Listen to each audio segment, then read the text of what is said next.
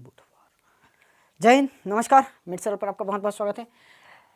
तो 12th maths chapter number 6.1 कुछ questions को हमने कल ही प्रैक्टिस किए।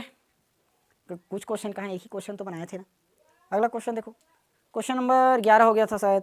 यस, क्वेश्चन नंबर 11 बनाए थे। क्वेश्चन नंबर 12 पर आते हैं। देखो, आप लोग सिलेबस की चिंता मत करो ना। सिलेबस अगर रेगुलर आप लोग क्लास पर हैं तो कमेंट कीजिएगा कि हम लोग रेगुलर क्लास से जुड़े हुए हैं, सिलेबस खत्म होना चाहिए करके। नहीं तो मैं जैसे जिस स्पीड से पढ़ा रहा हूँ, एक दिन में 1-2 क्वेश्चन करा रहा हूँ, सिलेबस तो वैसे में साल भर से ज़्यादा चला जाएगा और जो रेगुलर देख रहे हैं उन लोगों को परेशानी हो जाएगी ना। तो आप लोग अगर रेगुलर क्लास को देख रहे हैं तो प्लीज़ नीचे सब्सक्राइब कर दीजिएगा और ये जानकारी दे दीजिए कि हम रेगुलर क्लास से जुड़े हुए हैं। इस हिसाब से मैं सिलेबस को जल्दी ही कवर कराने की कोशिश करूंगा। नहीं तो जिस स्पीड से पढ़ा रहा हूँ, 1-2 क्वेश्चन वैसे स्पीड से चलेगा, फिर से 1 साल लगेगा। वैसे भी मैं पिछले साल से पढ़ा रहा हूँ, लगभग 4 चैप्टर तक क्रॉस हुआ था। तो ऐसे में आप लोगों को दिक्कत हो जाएगी ना। अगर रेगुलर आप लोग जुड़े हुए हैं तो कमेंट कर दीजिएगा रेगुलर हैं करके, तो सिलेबस मैं बहुत जल्दी कवर कराऊंगा। लगभग आधा घंटा 1 घंटे की वीडियो देने की स्टार्ट हो जाएगा, ठीक। और नहीं हो तो कोई बात नहीं, जैसे सिलेबस चल रहे हैं वैसे ही चलता रहेगा। आप लोगों को 1-2 क्वेश्चन की वीडियो देखने को मिलेगी। ओके, चलिए। और जिनका जिनका बोर्ड एग्ज़ाम 2025 है उनके लिए क्लास तो है, प्रीवियस ईयर क्वेश्चन मैं कराऊंगा, लेकिन सिलेबस का आप लोग अगर रेगुलर क्लास में नहीं हो तो उसका नहीं बता सकता ना। रेगुलर क्लास में जुड़े हो तो सिलेबस मेरी गारंटी है, मैं कोई भी हालत में कंप्लीट कराऊंगा, मतलब करवाऊंगा प्रीवियस ईयर पेपर्स के साथ। क्वेश्चन नंबर 12 हम लोग आए थे। देखो, हवा के एक बुलबुले की त्रिज्या 0.5 सेंटीमीटर प्रति सेकंड की दर से बढ़ रही है। बुलबुले का आयतन किस दर से बढ़ रहा है जबकि त्रिज्या 1 सेंटीमीटर। ये बुलबुला कौन से आकार में रहता है? गोला के आकार में रहेगा, और क्या। देखो, हवा के एक बुलबुले की त्रिज्या 1/2 सेंटीमीटर प्रति सेकंड की दर से बढ़ रही है। सिंपल सा सवाल, पहला क्वेश्चन नंबर 1 और 2 को कंसेप्ट ही लगेगा। कौन सा? 12। देखो दिया क्या है, बुलबुले की त्रिज्या 1/2 सेंटीमीटर प्रति सेकंड की दर से बढ़ रही है। तो त्रिज्या जानते हैं, त्रिज्या को आ से दर्शाते हो, तो ये बता दो ना। दिया है dr/dt, त्रिज्या की दर कैसे बढ़ रही है? 0.5 सेंटीमीटर प्रति सेकंड की दर से बढ़ रही है। बुलबुले का आयतन किस दर से बढ़ रहा है? बुलबुले का आयतन यानी कि dv/dt, ये किस दर से बढ़ रहा है ये बताना। आयतन किस दर से बढ़ रहा है ये बताना है। जबकि अपने को r बराबर फाइनल दे दिया है 1 सेंटीमीटर। कितना सेंटीमीटर? 1 सेंटीमीटर। बस सिंपल फंडा है, नियम है। बुलबुला कौन से आकार में रहता है? सोचो, उड़ाना बुलबुला, देखो ना, गोला क्या आकार। तो गोले का आयतन, गोला यानी कि बुलबुला, गोला, गोला मतलब बुलबुला, इसका आयतन मेरे ख्याल से सब लोग जानते हो, v बराबर 4/3 पाई r क्यूब। अभी कुछ ही दिन पहले और बनाए थे ना इसी पर सवाल। अब कलन करो ना, किसके सापेक्ष करना है, किसके सापेक्ष निकालना है, किसके सापेक्ष। यहाँ टी लिखा हूँ ना, देखो, बुलबुले का आयतन किस दर से बढ़ रहा है। ओके, आयतन किस दर से बढ़ रहा है, आयतन किस दर से बढ़ रहा है, यानी कि समझ आएगा। टी के सापेक्ष क्या करना पड़ेगा? अवकलन, टी के सापेक्ष अवकलन। एक बार मिस्टेक हुआ था ना, याद है ना, अपन यहाँ पर आर के सापेक्ष बोला था, हम टी के सापेक्ष करते हुए चल रहे थे। तो ये dv/dt, v का dv/dt 4/3 पाई कांस्टेंट है, आ गया। 3 आर की क्यूब है तो 3 सामने में आ जाएगा और घात में कम कर दो, स्क्वायर हो जाएगा। और ये क्या बनेगा? dr/dt। क्या आएगा? dr/dt, क्योंकि टी के सापेक्ष अवकलन कर रहे हो और अवकलन हम कर रहे हैं आर का, तो dr/dt नहीं होगा एकदम। कैसे बोलते हो तुम लोग, 4 का 4 कटा, 4 पाई, आर का वैल्यू पुट करें 1 और dr/dt का मान भी पुट करें 1/2, आएगा ना। 4 दूनी 8 नहीं, 2 दूनी 4 करो, कितना आया? 2 पाई। 2 पाई सेंटीमीटर क्यूब प्रति सेंटीमीटर, हाँ, सेंटीमीटर क्यूब प्रति सेकंड, ठीक। ये निकल गया हमारा dv/dt। अब ये कैसे आता है थोड़ा सा यहाँ पर और समझ लो, पहले तो समझ चुके हो। आयतन मतलब क्यूब, लंबाई गुणित चौड़ाई गुणित ऊंचाई, सेंटीमीटर गुणित सेंटीमीटर गुणित सेंटीमीटर, सेंटीमीटर का क्यूब, और टी का आ जाएगा सेकंड। क्लियर हुआ? ओके, चलिए क्वेश्चन जल्दी से नोट करो या तो स्क्रीनशॉट लो, इसके बाद वाला क्वेश्चन अपन बनाएंगे। क्वेश्चन समझ में आ रहा है ना? नहीं आता तो कमेंट किया कीजिए, नहीं आ रहा है क्वेश्चन समझ, पढ़ाने नहीं आ रहा है करके, और सुधारेंगे। नोट करो फिलहाल इसको। ओके, चलिए क्वेश्चन नंबर 13 पर आते हैं। ध्यान दीजिए, देखो क्या बोला है। एक गुब्बारा जो सदैव गोलाकार रहता है, एक गुब्बारा क्या है जो सदैव गोलाकार रहता है, का परिवर्तनशील व्यास 3/2 2x+1 है। x के सापेक्ष आयतन की परिवर्तन की दर ज्ञात कीजिए। एकदम सिंपल क्वेश्चन, एकदम सिंपल क्वेश्चन। चलो बनाते हैं। देखो, एक गुब्बारा क्या है, हमेशा गोलाकार है। गुब्बारा कैसा है, गोलाकार। उसका परिवर्तनशील व्यास, यस व्यास, चलो देखते हैं। व्यास है, परिवर्तनशील व्यास 3/2 2x+1। तो व्यास को, व्यास जानते हो ना, व्यास बराबर 2 गुणित त्रिज्या। व्यास बराबर क्या होता है, ये फॉर्मूला अगर पता नहीं होगा तो 12वीं पढ़ना बेकार है, तीसरी चौथी का फॉर्मूला है। व्यास बराबर 2 गुणित त्रिज्या, व्यास बराबर 2 गुणित त्रिज्या, ठीक।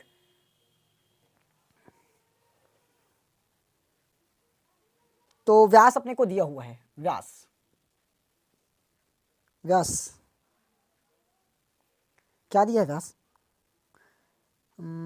दिया है, लगा लो ना पहले, चलो कोई बात नहीं, मैं लगा देता हूँ। दिया है, व्यास दिया हुआ है। व्यास का मतलब बताओ यहाँ पर, 2 गुणित त्रिज्या, व्यास मतलब 2r, व्यास मतलब 2r, 2 गुणित त्रिज्या कितना दिया है, 3/2 2x+1। अब देखो यहाँ पर मैं थोड़ा सा समझाने की कोशिश करता हूँ। अगर मेरा व्यास 8 है तो त्रिज्या कितना बनना चाहिए भाई, 4। व्यास 8 है तो त्रिज्या 4, व्यास 10 है तो त्रिज्या 5, व्यास 12 है तो त्रिज्या 6, व्यास 8 तो बता दिया। व्यास अगर 6 मिल रहा है तो मेरा त्रिज्या 2 होगा, सॉरी 3। व्यास अगर 4 है तो त्रिज्या 2 होगा, आधा कर दो डायरेक्ट, आधा आधा। तो ये व्यास है 3/2 का आधा। अब आधा का मतलब क्या होता है, आधा मतलब 1/2। देखो 12 था तो 12 का आधा 1/2 यानी कि 6 आया, 6 था 6 का आधा 1/2 यानी कि 3 आया।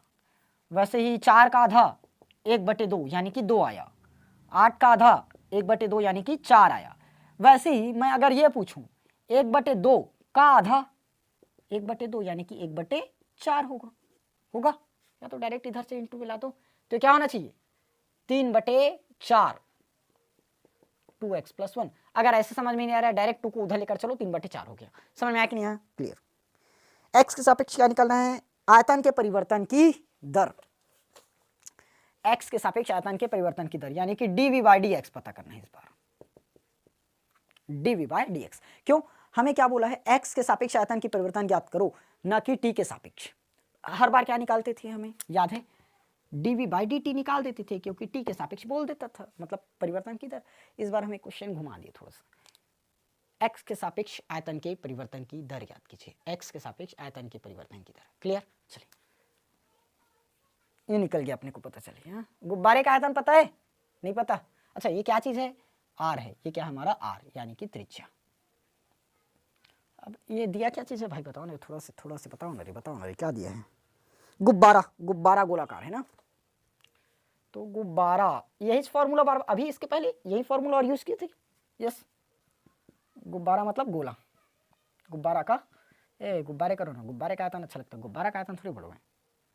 गुब्बारे का आयतन v होता है अपना 4/3 पाई r क्यूब, 4/3 पाई r की घात 3। अब मेरे ख्याल से अवकलन तो कर, यहाँ से चलो लिखते हैं v बराबर 4/3 पाई का पाई। देखो r का मतलब त्रिज्या है, त्रिज्या कितना निकाले हो देखो ना, 3/4, 3/4 2x+1 पावर में क्यूब आ गया। अब अवकलन करें, नहीं अवकलन के पहले ऐसे करते हैं, इसको बाहर कर देते हैं, तो होगा हमारा v 4/3 पाई मेरा पहले से है, सॉरी यहाँ पर क्यूब कहाँ आएगा, यहाँ आएगा क्यूब, देखो ना 4/3 का हमने 4/3 ही लिखा, 4/3 पाई का पाई, r की जगह पर ये पूरा वैल्यू रखे, r की जगह पर, और r का क्यूब है तो r का मान तो पूरा ये है, तो इसका क्यूब करना पड़ेगा ना। अब देखो तो 3 का क्यूब करना पड़ेगा, 4 का क्यूब करना पड़ेगा, 3 का क्यूब 3 3 29 27, 4 चौक 16 चौक 64 आएगा, क्या बच गया। अब इसका तो अपन कर नहीं सकते, 2x+1 का cube, a cube plus b cube plus 3ab, A minus 3ab लगाना पड़ेगा ना, तो वो वाला फॉर्मूला मत लगाओ, अभी अवकलन बचा हुआ है, अवकलन में वैसे में मिस्टेक हो जाएगा। ऐसे करो, यहाँ जो वैल्यू कटेगा पहले काट देते हैं, 16 चौक 64 कटेगा क्या, और 3 नियम 27 भी कटेगा, तो फाइनली v बराबर मेरे पास बचता है 9/16 2x+1 का क्यूब, 9/16 2x + 1 का क्यूब। अब मैं कर दूंगा इसका x के सापेक्ष में अवकलन। x के सापेक्ष क्या करेंगे? अवकलन मेरे दोस्त, अवकलन। तो v का जो अवकलन है वो मेरा होगा dv/dx। x के सापेक्ष अवकलन में dv/dx, और वही तो याद करना था। आगे देखो 9/16 मेरे पास कांस्टेंट है, 9/16 बाहर। देखो इसको x मानूंगा तो 3 सामने में आ जाएगा, 3 सामने में आ जाएगा तो पावर में अपन 1 कम कर देते हैं। क्या पावर में 1 कम कर दिए? 3 है तो इसको 2 करो, पावर को सामने में लाते हैं, पावर में 1 घटा देते हैं। और 2x का अवकलन क्या होगा? 2x का अवकलन क्या होगा? 2 ही होगा, 2 होगा। तो 9 × 27, 27 दूनी 54 आ जाएगा। क्या 2 अट्ठे काट दूं मैं, 2 एकम 2, 2 अट्ठे 16, 9 × 27 बटे में 8 और 2x + 1 का स्क्वायर। ये आ गया मेरा आंसर। ठीक, समझ में आया कि नहीं आया? आया, एकदम क्लियर आंसर। एक गुब्बारा, ओके, इतना ही तो दिया है इसमें, और कुछ वैल्यू तो दिया नहीं है तो रखना नहीं पड़ेगा, डायरेक्ट इसका यूनिट लगाओ, सेंटीमीटर क्यूब प्रति x, मतलब यार इसी में आएगा आंसर, सेंटीमीटर क्यूब। क्लियर? चलिए, समझ में आया कि नहीं आया? एकदम अच्छे से हुआ होगा मेरे ख्याल से सवाल। क्वेश्चन नंबर 13, आज तो बहुत ज़्यादा टाइम हो गया। क्वेश्चन 14 कल ही बनाना पड़ेगा। इस हफ्ते में हो सके तो मैं ये प्रश्नावली पूरी खत्म करने की कोशिश करूंगा, 1-2 क्वेश्चन को छोड़ूंगा, ऑप्शनल वाला क्वेश्चन आप लोग खुद से प्रैक्टिस करोगे। ओके, चलिए, क्वेश्चन नंबर 13 तो हो गया, क्वेश्चन नंबर 14 हम कल लेकर आएंगे। तब तक आप लोग इन क्वेश्चंस को अच्छे से मेहनत करके बनाइए। ओके, चलिए, आएंगे कल की क्लास में, तब तक के लिए जय हिंद, वंदे मातरम।